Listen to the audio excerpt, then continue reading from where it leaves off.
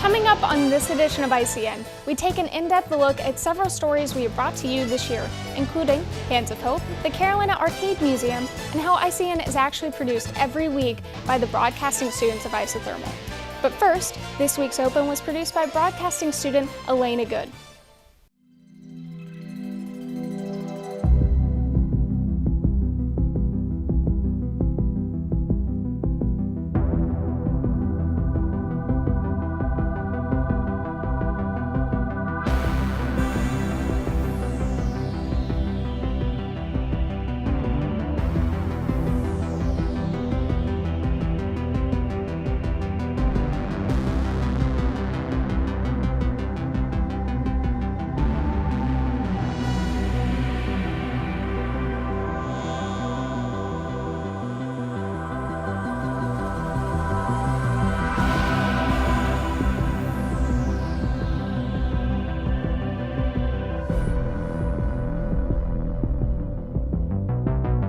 Hello, and welcome to this special in-depth edition of ICN.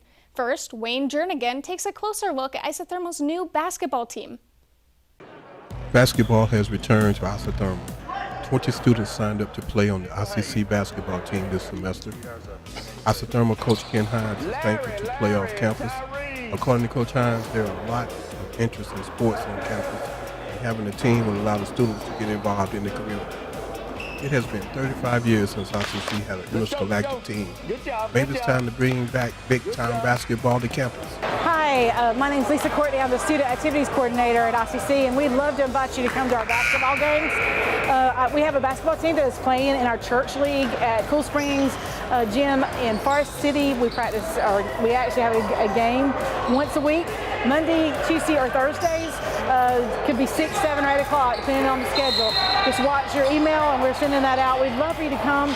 We're excited to participate. We've got about 15 guys out here that are being a part of it, and Coach Kenneth Hines and Wayne Jernigan, they are both been coaching our teams, is very excited about getting us back into the community, and they're playing right now, and we hope you'll come join us. My name is Larry Douglas. I'm here for the 2-year program to transfer, and I'm getting my associates in arts. And I'm glad that they made this little program for ICC to have a little sport to the school. Good evening. This is Ken Hines, and we're here at Cool Springs Recreation Center. Just had a game. We didn't play very well. We shot the ball very poorly. Hey, my name is Steven. I'm the power forward and center of the ICC basketball team. The team's goal is to make it known that ICC can hold a basketball team and maintain good grades. And so we're just trying to balance schoolwork with basketball playing, and we're just trying to have fun and trying to win this tournament. All games are played at the Cool Springs Gym in Forest City. There are 12 teams in the Forest City Park and Recreation Church League.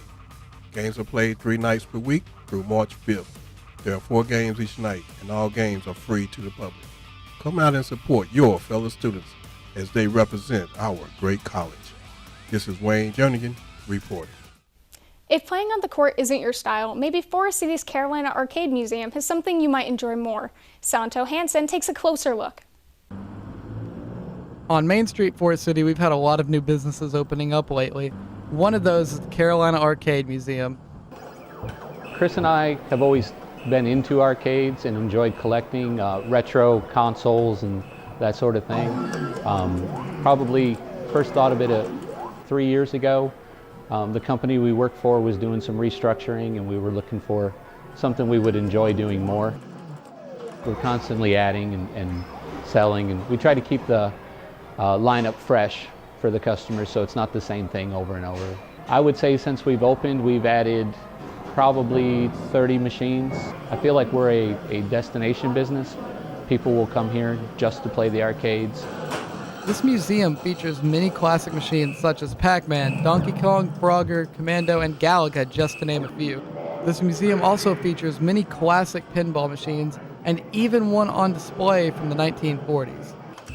The Carolina Arcade Museum even attracts customers out of county from as far as Charlotte. Well, I saw an advertisement online for it, and I decided I'd love to come play. You know, I'm from Charlotte, and there's really not that many arcades around. I think it's really neat. It's a lot of games that you don't see every day. They have six-person X-Men, which is not that common, so that's really nice to see. They have Simpsons and a whole bunch of pinball, so I just really like seeing everything that they have, and I don't know.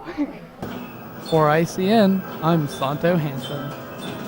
Forest City isn't the only town with some creative ways to spend your time. The Visual Arts Center in Rutherfordton offers a full array of arts and crafts. Cutler Shaw introduces us to this unique space.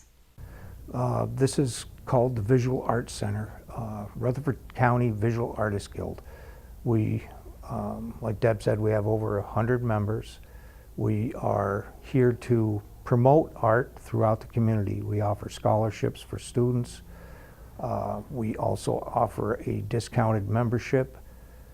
We are an artist guild, so there's an annual membership, and most of us that are artists here are also volunteers, whether it be volunteering at the guild as a docent, or some folks volunteer to help out through we usually have a big art show in the fall in September, and a lot of the folks help out through that.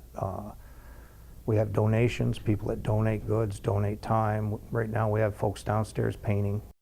Moving up from Florida, I didn't know what to expect, so here is quite different. Down there we had art shows almost every weekend that you could go into, and you had a lot of well-known artists that you were competing against. But up here it's been interesting. It's been a chance to get exposure in a new area, which I've only been here 3 years, so that has allowed me to grow and fit into the area in a way that I hope I'm an asset to it as opposed to not being helpful.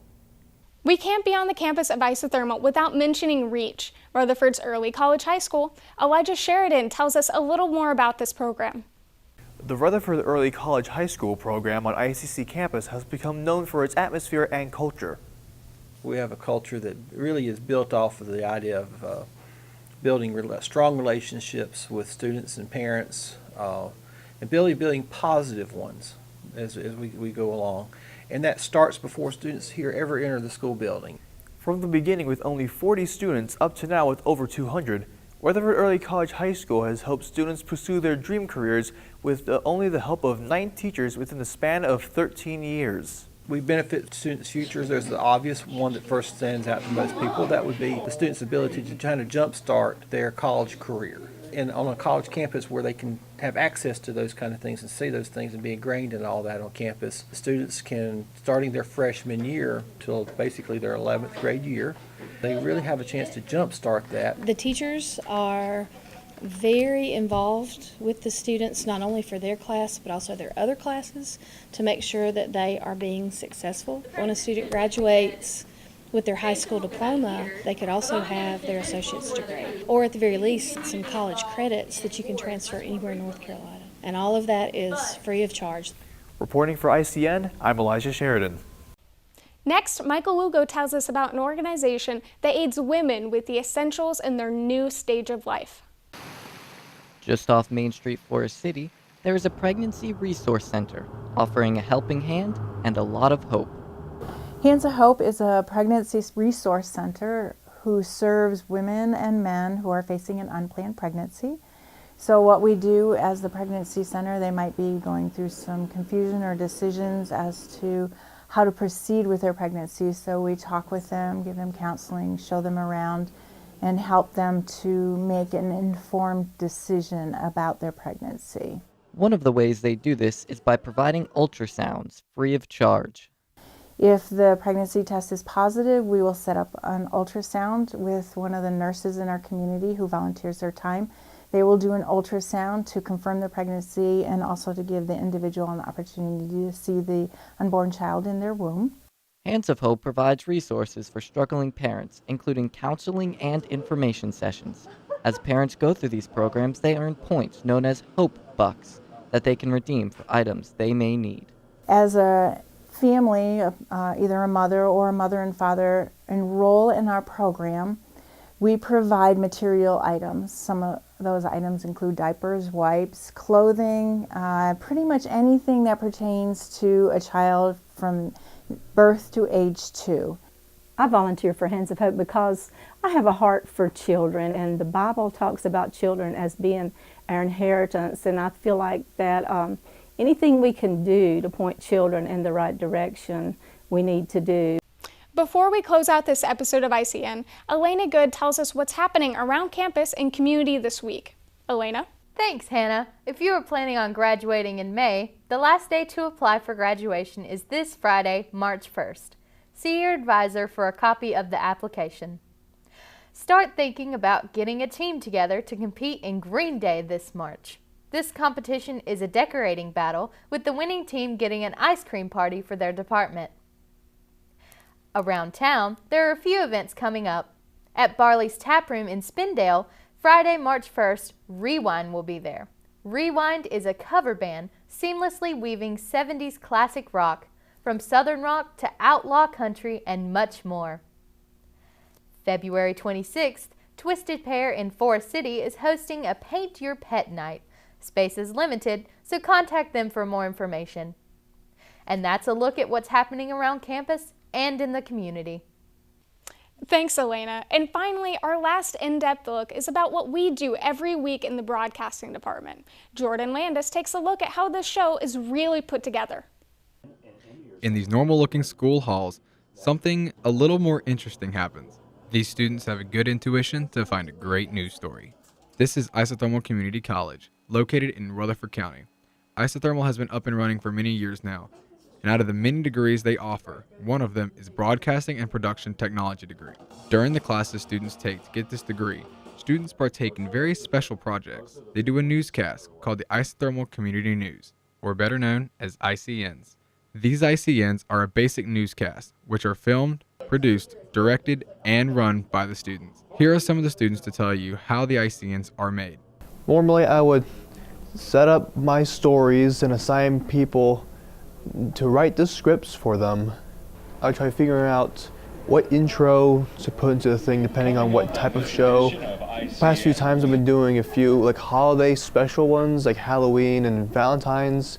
So with those specifically, I try matching an intro that would work with those. Well, you have it's assigned each week who's going to produce the ICN. They're responsible for going out gathering news stories, and either they'll go out and shoot the stories or they'll have fellow students help them shoot them.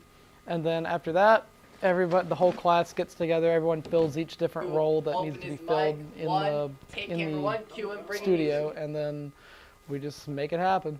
These ICNs are made weekly by the students and are normally aired just on their YouTube channel or on their Facebook page. But here recently, the ICNs have been picked up by a local cable station known as Northland Cable. This will help the isothermal students by helping them reach a wider audience, which means more reviews and people to give them feedback. But don't take our word for it. We talked to Carolyn Young, one of the teachers for the broadcasting department. The ICNs being on Northland Cable, I think, are a really great thing for our students because they work really hard on this news show, and it's fantastic to have their work seen by a lot of people. The other thing is it's a great thing for the community because this is a really underserved market, and there's just really not much media to cover this area. These students put a lot of hard work into the ICNs they make by shooting and editing everything you see in the ICNs. And for ICN, I'm Jordan Landis. And that about wraps it up for us at ICN this week. Thanks for watching, and remember to like us on Facebook or subscribe to our YouTube channel. From all of us here at the Broadcasting Department, have a great day.